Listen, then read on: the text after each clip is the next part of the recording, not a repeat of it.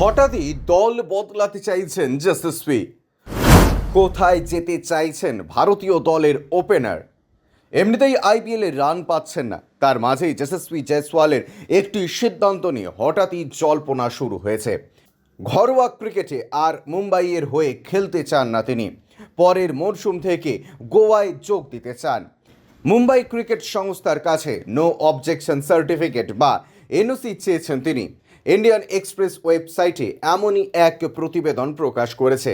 সেই ওয়েবসাইটে এমসি এর এক কর্তা বলেছেন, আমাদের কাছে এনওসি চেয়েছে যশস্বী। আমাদের কাছে এনওসি চেয়েছে যশস্বী। কেন গোয়ায় যাচ্ছে সে সম্পর্কে কিছুই জানাতে চায়নি। পরে সংবাদ সংস্থাকে আরও এক কর্তা বলেন, নিশ্চয়ই ও কিছু ভেবেই এমন সিদ্ধান্ত নিয়েছে।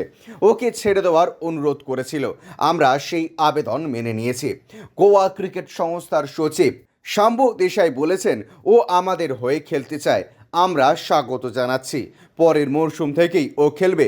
যশস্বী কি অধিনায়ক হবেন? সাম্বর জবাব দেন, সেটা হতেই পারে। ও ভারতীয় দলের হয়ে খেলে, তাই অধিনায়ক হতে বাধা নেই। আমরা চেষ্টা করব ওকেই অধিনায়ক করার।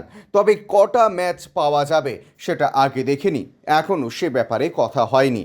ব্যুরো রিপোর্ট, ইউজে নিউজ।